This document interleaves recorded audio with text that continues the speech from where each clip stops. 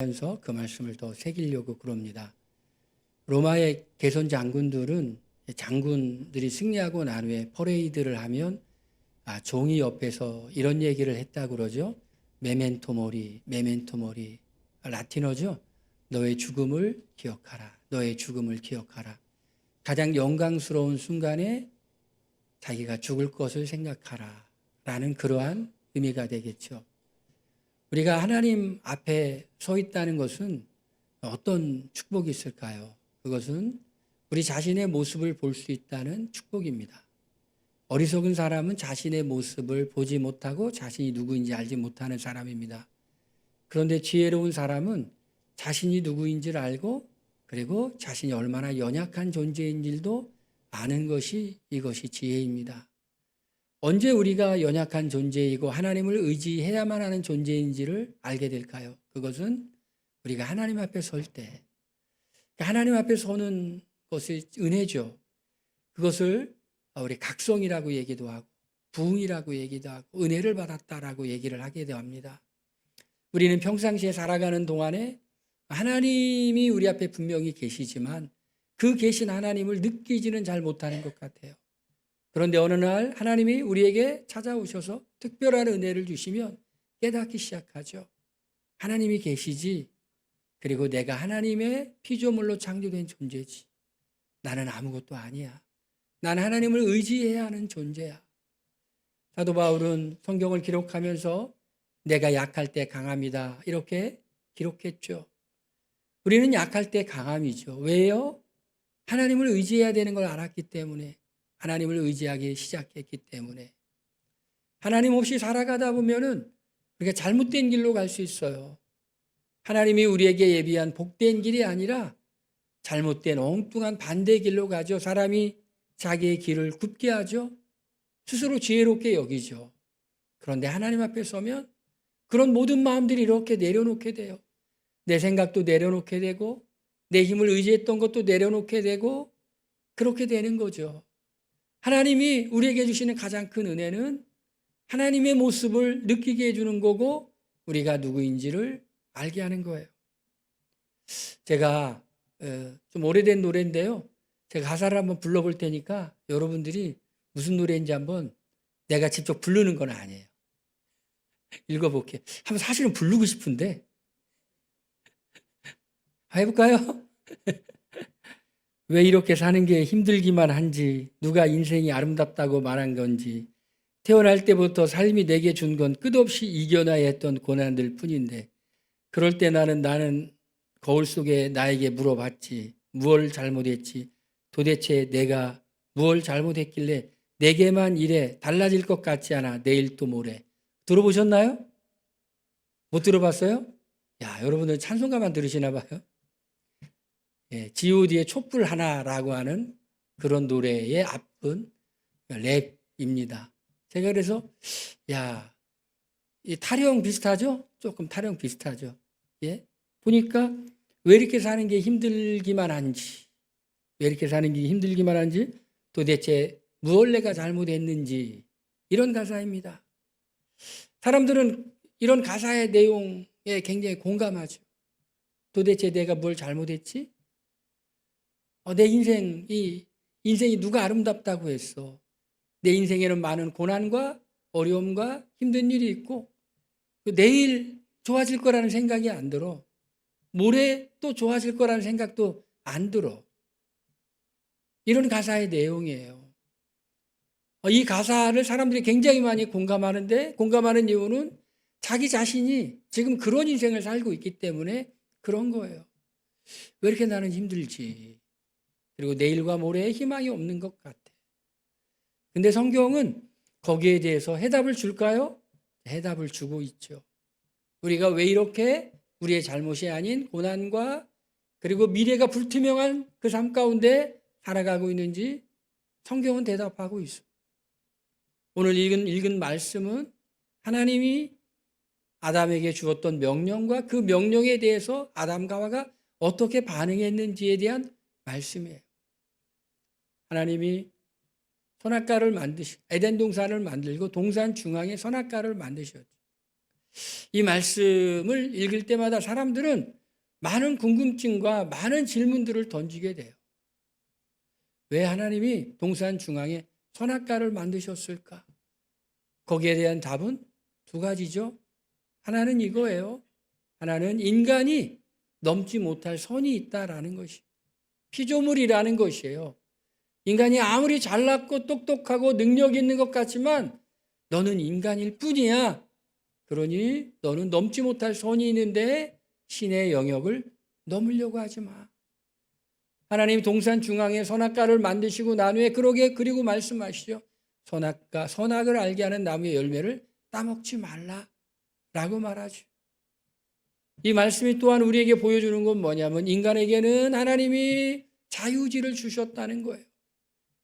선악과를 따먹을 수도 있고 따먹지 않을 수도 있는 의지를 주셨는데 하나님의 말씀이 정말 중요하다고 하는 사람은 그 말씀을 신뢰해서 순종할 테고 하나님의 말씀이 믿어지지 않는 사람은 그 말씀에 순종하지 않을 거예요.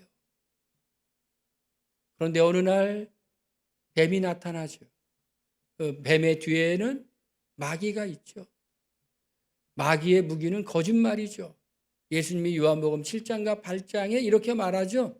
마귀는 거짓의 아비라 이렇게 말합니다. 아주 그럴듯하게 접근하죠.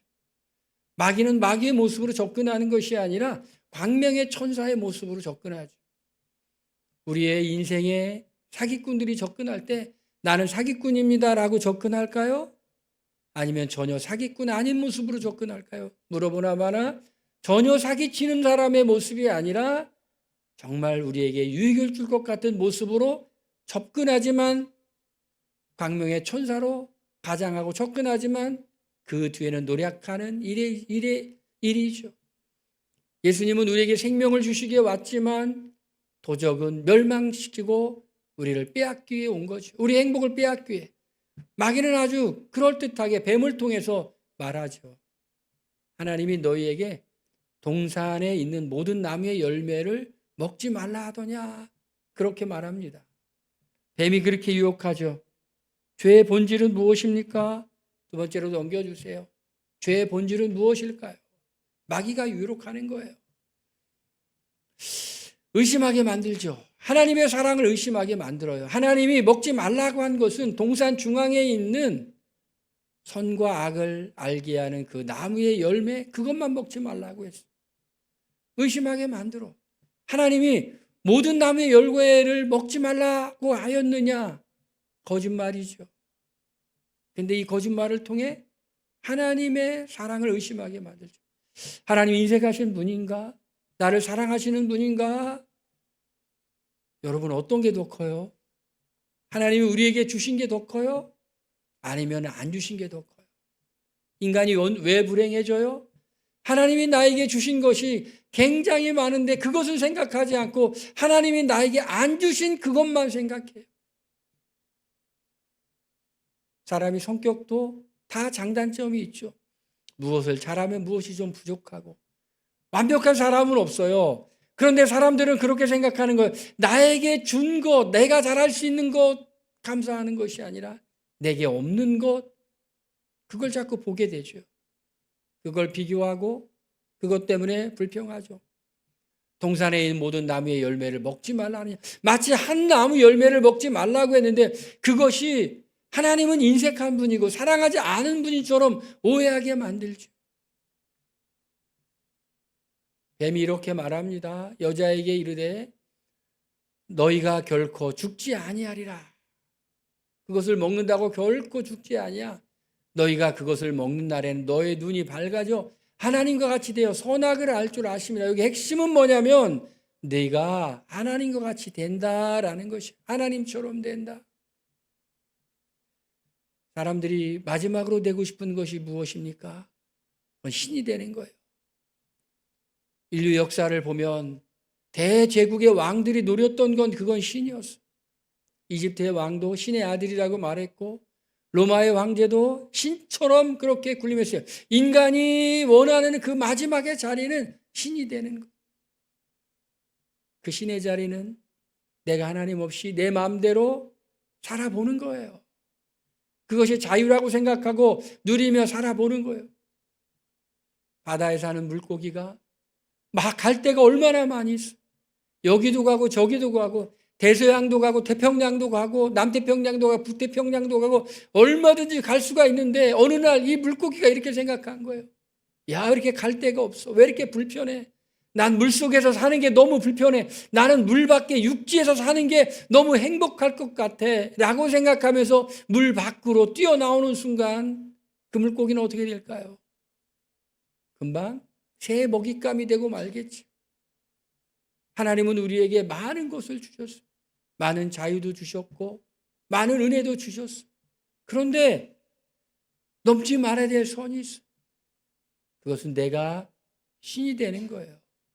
신이 된다는 건 뭐예요? 하나님과 상관없이 하나님을 의지하지 않고 내 마음대로 살겠다라고 하는 거예요.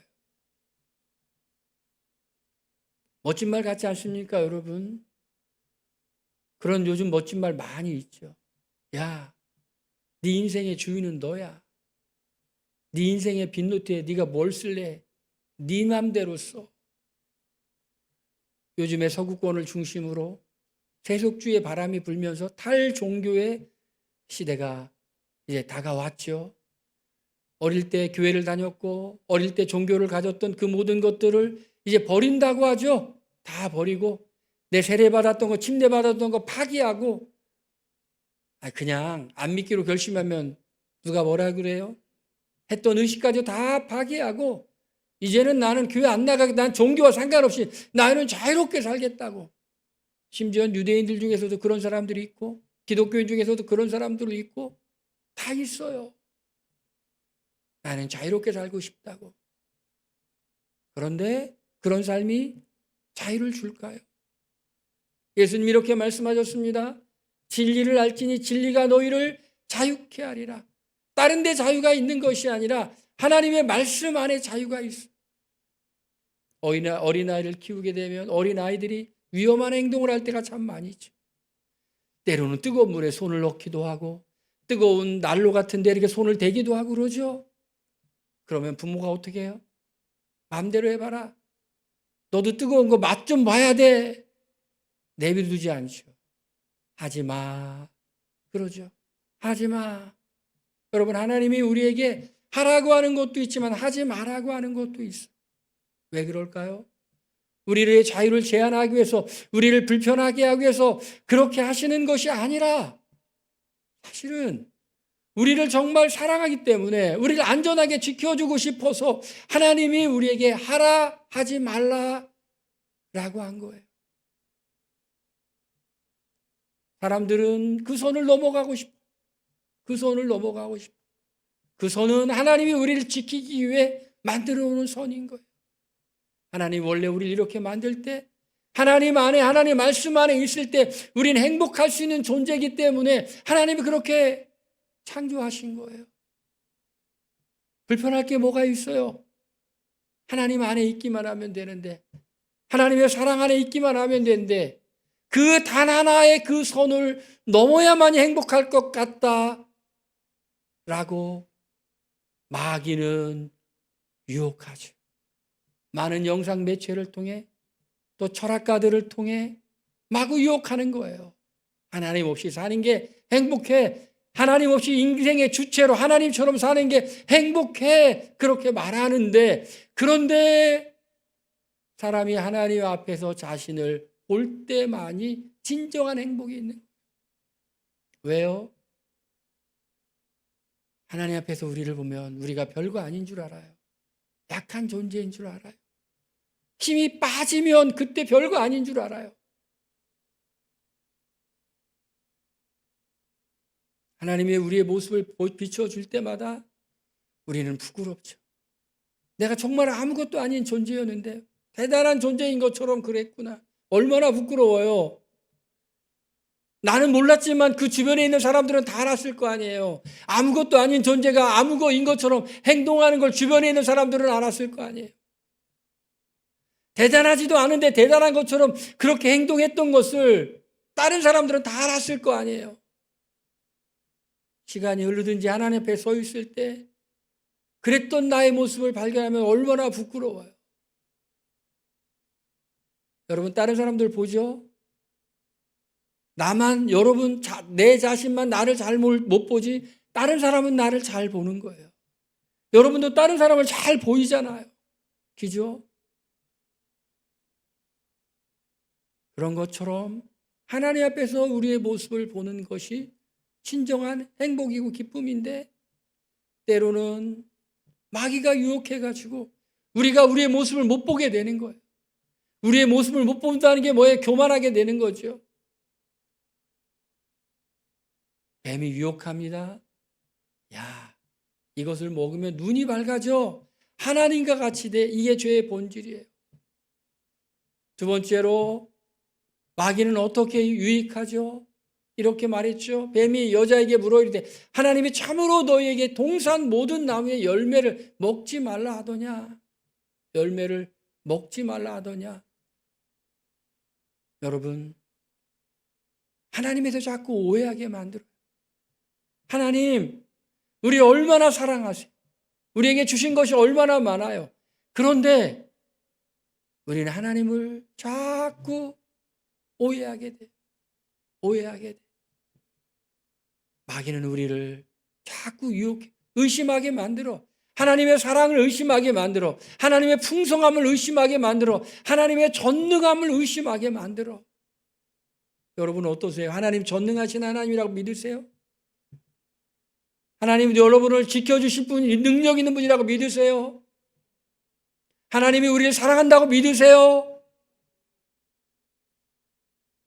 이렇게 보니, 역사를 보니 인간들 마음대로 이렇게 막 사는 것 같은데 다 하나님의 허용의 범위 가운데 그렇게 있었던 것이. 큰 물줄기는 하나님이 이렇게 다 이렇게 흘러가게 하세요. 워낙 하나님이 넓으신 분이기 때문에 바로바로 심판 안 하고 바로바로 죄의 결과가 안 나타나게 하는 줄 모르지만은 이렇게 하나님이 다 해봐야 다 그 안에 있었던 거예요. 하나님의 큰 물줄기 이렇게 흘러가게 하고 있는 거예요. 하나님의 은혜를 아는 사람은 잘 될 때만 하나님께 감사하는 것이 아니라 안 될 때도 하나님의 은혜를 생각하게 돼요. 혹시 우리가 건강할 때만 은혜가 있는 게 아니에요. 우리가 몸이 좀 약해질 때 그때도 은혜가 있는 거예요. 몸이 이렇게 건강하고 그러면 이렇게 막 이렇게 자신감이 지나쳐서 자만심이 되고 뭐든지 할 수 있을 것 같고 막 그런데 때로는 몸이 아파서 힘이 쭉 빠지면 내가 왜 그랬지? 별것도 아닌 존재가 이런 생각을 하는 거예요. 그래서 정말 깊이 하나님을 만났던 사람들은 인생의 고난과 연단과 때로는 아주 극히 약한 몸의 상태 속에서 있었던 사람들이 많아요. 자신의 약함을 철감하기 때문에. 여러분, 그래서 가끔 감기도 걸리고 어깨도 걸리고 몸도 좀 아프고 은혜인 줄 믿으시길 바랍니다. 그래도 제가 약간 그래도 건강한 편인데 감기가 걸렸는지 목이 아프니까 힘이 쭉 빠져. 힘이 쭉 빠지니까 엄청 겸손해져요. 야, 여러분 하나님을 절대로 오해하지 마세요. 세 번째로 죄의 결과는 무엇일까요? 그렇게 유혹을 받았어. 뱀의 유혹을 받아 여자가 먼저 따먹고 그리고 남자에게도 주었어요. 그랬을 때 이들이 깨달은 건 뭐예요? 하나님처럼 되었어요? 하나님처럼 된 게 아니에요. 어떻게 되었을까요? 그들이 벌거벗은 것을 깨달은 거예요. 수치를 느껴 무화과 잎으로 그들이 치마를 입었더라. 왜 선악을 알게 하는 나의 열매를 따먹었는데 그들이 벗었음을 깨닫고 무화과 잎으로 치마를 해 입었을까? 여러분, 이 창세기를 읽었던 사람들의 입장에서 한번 생각해 보면 돼요. 아담과 하와가 어떤 감정이었을까? 선악을 알게 하는 나무의 열매를 따먹고 난 후에 아담과 하와가 어떤 감정이었을까? 수치심, 부끄러움이에요. 여러분, 하나님 앞에서 여러분이 지었던 죄를 생각하면 어떤 감정이 들어요? 부끄럽죠. 부끄러움을 느낀 거예요. 하나님의 말씀에 불순종의 죄를 범하고 난 후에 느낀 감정은 자신이 하나님처럼 된 게 아니라 아무것도 아닌 인간이 하나님처럼 되려고 했던 것이 얼마나 큰 죄인가를 느끼며 부끄러움을 느낀 거예요. 성경을 보세요. 전쟁에서 승리한 사람들이 예루살렘을 정복하고 난 다음에 느부갓네살이 어떻게 하죠? 벌거벗겨 끌고 가죠. 벌거벗겼다라는 건 뭐예요? 수치를 주는 거예요. 부끄러움을 주는 거예요. 창세기를 읽었던 사람들이 벌거벗겨졌다. 이거는 수치를 당하는 거예요. 수치스럽다. 죄는 잠시 낙이 있는지는 모르지만 그 뒤에는 엄청난 수치스러움이 있는 거예요. 사람을 살인하고 온갖 악행을 저지른 사람들이 이렇게 경찰이 끌고 나오려고 할 때 마스크를 쓰고 모자를 쓰고 막 뚫뚫 감고, 왜 그러죠? 자신의 신상을 공개한다면 어떻게든지 공개 못하려고 하고, 어차피 감옥 밖으로 이제 영원히 무기징역 받아서 이제 못 나올 사람이라 하더라도 마구 가리고 신상을 안 공개하려고 그래요. 어차피 그 사람은 다른 사람 볼 일도 별로 없을 텐데 왜 그래요? 그렇게 잘했으면 왜 얼굴을 들지를 못해요? 왜 얼굴을 감추려고 그래요? 왜 마스크를 쓰고 그래요? 수치스러워서. 내가 죄를 지었지만 본인도 아는 거예요. 그것이 얼마나 큰 죄인지 수치스러워. 고개를 못 들어. 마스크를 써. 모자를 써.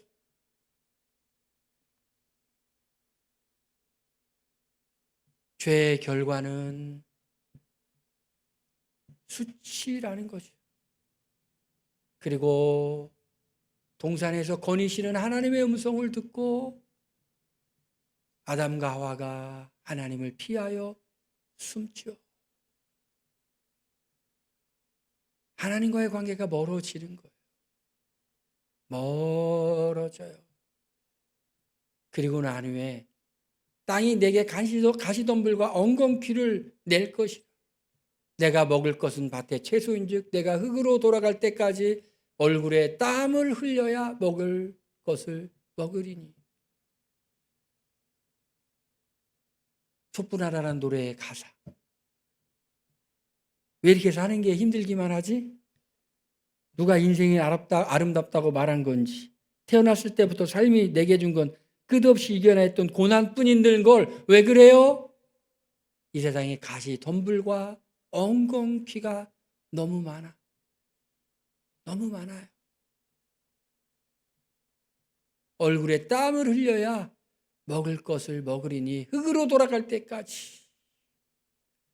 선과 악을 알게 하는 나무의 열매를 먹으면 죽을 것이라고 하나님 말씀하셨는데, 이제 드디어 인간은 죽을 수밖에 없는 존재.